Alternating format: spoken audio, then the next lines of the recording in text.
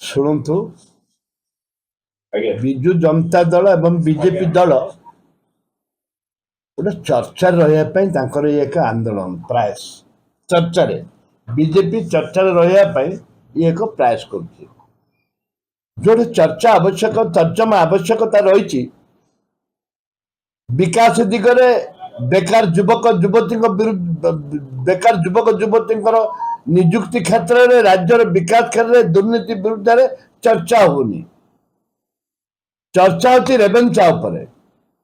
ଆଜି ମୁଁ ଖୋଲା କଥା କହୁଛି, ଯୋଉମାନେ ପାଠ ପଢିଛନ୍ତି ରେଭେନ୍ସାରେ ସେମାନେ କେବେ ବରଦାସ୍ତ କରିବେ ନାହିଁ, ନମ୍ବର 1। ନମ୍ବର 2, ରେଭେନ୍ସାକୁ କଟକ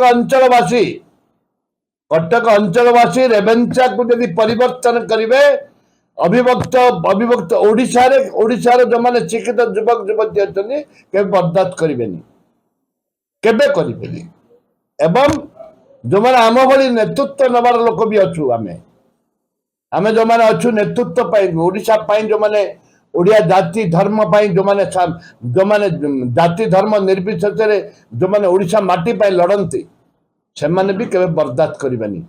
ସେମାନେ ରାଜନୀତିରୁ ଚର୍ଚ୍ଚାରୁ ଦୂରେଇ ଯାଆନ୍ତୁ। ବିଜେପି ଦଳ ଯାହାଟା କି ଓଡ଼ିଶା ପାଇଁ ଶୁଭଙ୍କର ଏବଂ ରାଜ୍ୟ ପାଇଁ ଶୁଭଙ୍କର ହବ।